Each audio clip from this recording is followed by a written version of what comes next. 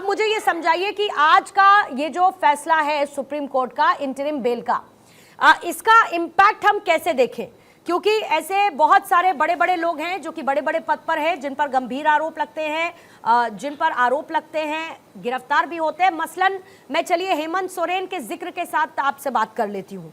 क्या आपको लगता है कि एक तरीके का इसमें आगे रास्ता बनता हुआ नजर आएगा कि आधार स्ट्रांग है और अगर हमें जमानत चाहिए तो हमें जमानत मिल जाएगी, बस हमें यह करना है कि हमको अपने पद से इस्तीफा नहीं देना है क्योंकि वो इंपॉर्टेंट पोजीशन है? ये एक ऐसा रास्ता खुलता हुआ आपको इस फैसले के साथ नजर आता है? पूर्णिमा जी, माफ कीजिएगा कि मैं आपके सवाल का तो जवाब दूंगा, लेकिन उससे पहले मैं एक अहम बात कहना चाहूंगा।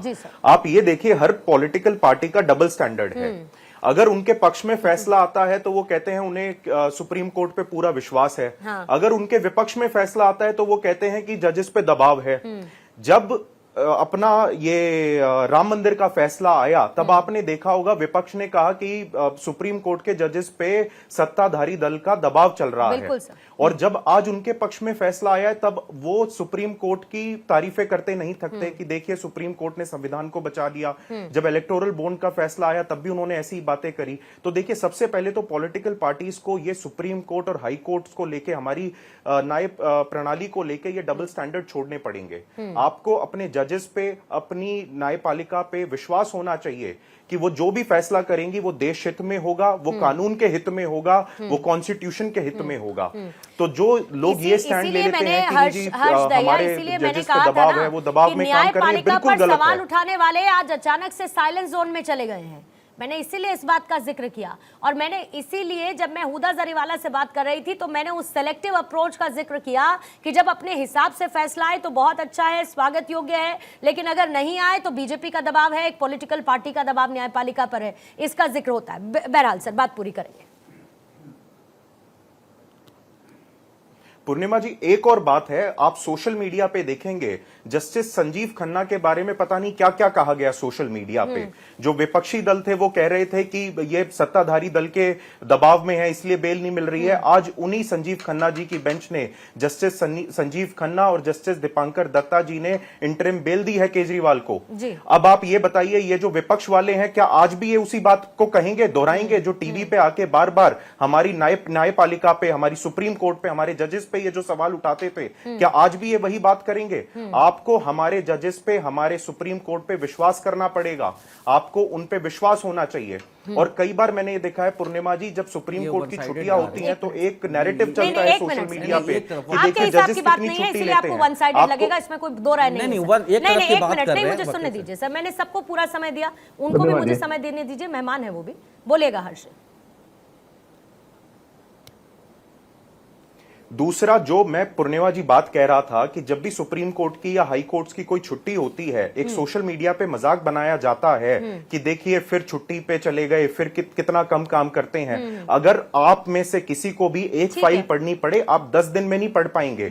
हमारे जजेस को दिन में 100 फाइलों के थ्रू जाना पड़ता है और उसमें सही फैसला देना पड़ता है। जो ये वेकेशन कहते हैं ना, एक कहावत है कि जितने मुंह उतनी बातें।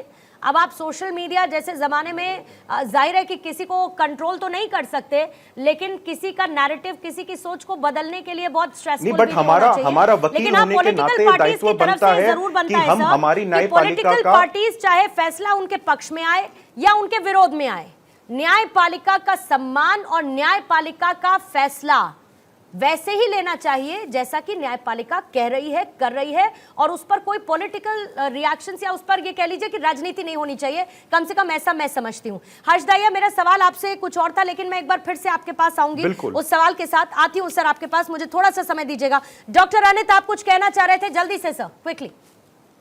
पूर्णिमा जी, मैं कहना चाह रहा था कि भ्रष्टाचार के खिलाफ जो लड़ाई है उसमें प्रधानमंत्री की बातें किस तरीके से भोरथा साबित हो रही हैं, ये समय बता चुका है। देखिए, एक एक नेता, जो भी पार्टी, उसकी प्रधानमंत्री साहब खुद और उनकी पार्टी का स्टैंड किस तरीके से वोलाटाइल रहा है और बदल गया है, वो हमें समझने की जरूरत है। चाहे वो अजीत पवार का मैटर हो, प्रफुल्ल पटेल का मैटर हो, फिर आप कहेंगे कि मैं बोलती हूं, फिर आपको मेरे बोलने से समस्या होगी। आप जब डबल स्टैंडर्ड की बात करते हैं ना सर, तो डबल स्टैंडर्ड की बात में दिक्कत मुझे आती है फिर कांग्रेस के डबल स्टैंडर्ड से। मैं ये समझती हूं कि आपकी चुनावी मजबूरी है, साथ में आप चुनाव लड़ रहे हैं, अलायंस का हिस्सा है, दिल्ली में लड़ रहे हैं, पंजाब में साथ में नहीं है, ये पॉलिटिकल एस्पिरेशन है, उसका आधार है। लेकिन जब मैं बार बार इन पन्नों को पलटती हूं ना जिसमें ऐसी बहुत सारी बातें लिखी गई हैं, तो फिर वो डबल स्टैंडर्ड एक्सपोज होता है सर, कांग्रेस का डबल स्टैंडर्ड। और सिर्फ आज एक सेंटेंस कह देने से, सुनिएगा सर, आज एक सेंटेंस कह देने से वो बातें धुल नहीं जाती है, दाग धुल नहीं जाते, दाग साफ नहीं हो जाते।